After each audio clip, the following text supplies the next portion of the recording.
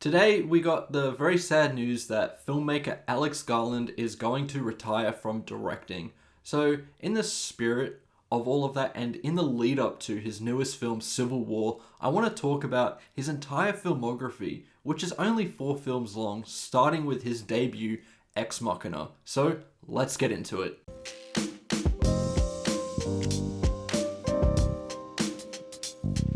So Ex Machina stars Domhnall Gleeson, Oscar Isaac, and Alicia Vikander in this very interesting sci-fi film where Domhnall Gleeson's character Caleb is a coder for a search engine and is invited to a week-long trip to the CEO's house to learn a little bit about what he's doing and some of the new advancements that he's making in technology. On paper, it's a very simple movie about 3 characters, 2 trying to learn about an artificial intelligence and discovering what is going through the head of this artificial intelligence.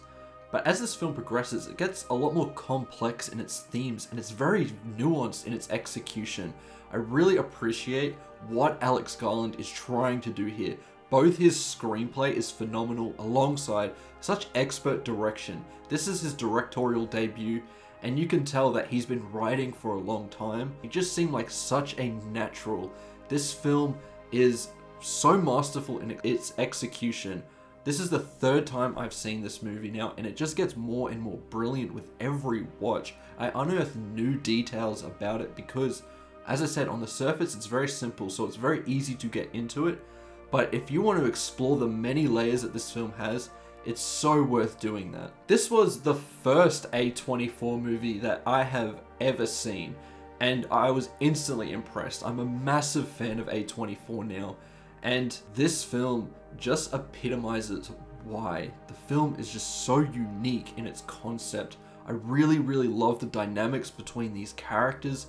Domhnall Gleeson and Oscar Isaac play off each other perfectly. One character, our protagonist, seems very innocent and almost naive in a sense, and Oscar Isaac's character, you are trying to figure out a lot more about him. He gives you a lot on the surface, but you kind of are suspicious that there's a lot more going on underneath and that he might not be kind of who he says he is, that he is a very malevolent kind of person. And I really love the way that this film explores that.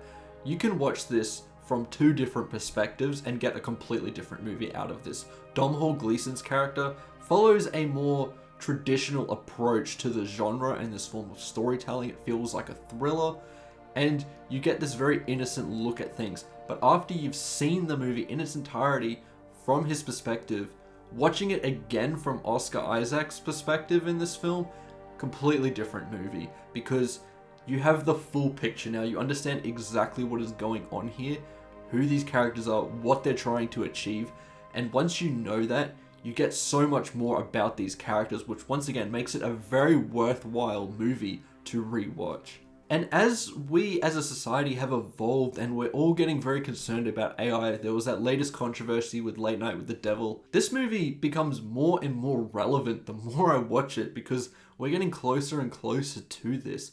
The instant distrust for artificial intelligence and the way that artificial intelligence may be able to play us as a human race, manipulate the fact that we're trying to use it as a tool, is so interesting and fascinating.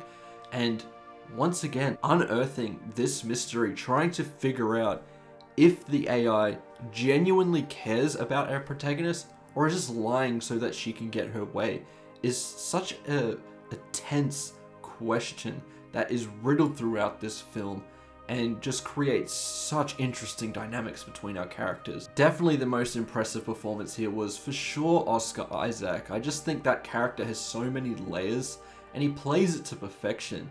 We have an instant mistrust to a character like this because of his status and where he's living.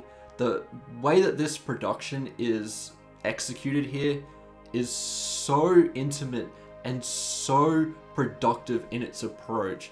You feel so claustrophobic within this film because of the way that the production design is placed within this film. I've never seen a more purposeful use of production design with such little resources. I just really love that. But going back to Oscar Isaac, I mean, he does it all here. He becomes sloppy, he becomes really intelligent, he has a phenomenal dance sequence, one of the best dance scenes in all of cinema. I've rewatched it a billion times. The way that it's shot, the lighting, the song choice, the actual dance, full of energy, and that's what I love about these types of films. There's just such style to it, while also being so incredibly nuanced and interesting. You just don't get that many films like this. It's an interesting branch of sci-fi that I just really enjoyed. And also the visual effects, this won an Academy Award for that particular part of the film, and it was truly deserving. Yes, it is only on 1 or 2 characters, but it looks real. I mean, even 10 years later, this thing still looks phenomenal, and I'm so jealous of all the people that are going to be seeing this film for the very first time in IMAX, because I do think it deserves that treatment. This film would look phenomenal in that format, and I think such technical choices like the production design and the lighting choices, the sound, will all come together to make such an immersive experience in the theater that's going to feel very claustrophobic and tight, because this film is just so great at executing that. Also, I won't spoil it, but the ending, holy shit, the ending just completely changes your perspective on things and is what makes it so rewatchable, I think, as it completely just puts everything on its head, completely changes your perspective on things. And if you've seen this film for the very first time, you will be shocked at what is going to happen, as I was when I first saw the film. Alex Garland's mastery here really just shows that he wants you to make up your own mind about these characters, and the way that he does that is brilliant. It's not too abstract or vague where it's going to frustrate viewers. I think in A24's catalog, this is actually one of the more accessible films. My rating for this film has grown more and more with every watch of this film, and I'm on the point now where I do think that this film is probably a masterpiece. I'm going to give Ex Machina a strong 5 out of 5. I just think it's phenomenal. It just does everything right. And after seeing it 3 times now and still finding new things about it, I just think that this film is so incredible and will age like a fine wine as we become more and more dependent on technology in the future. And those are my thoughts towards Ex Machina. I do want to cover Annihilation and Men once again on this channel, so make sure to stick around for those videos in the future. I've got plenty of other things coming up in the lead up to Civil War, and so many other new releases that I intend to cover. So make sure to like and subscribe, and I'll see you in the next one. Goodbye.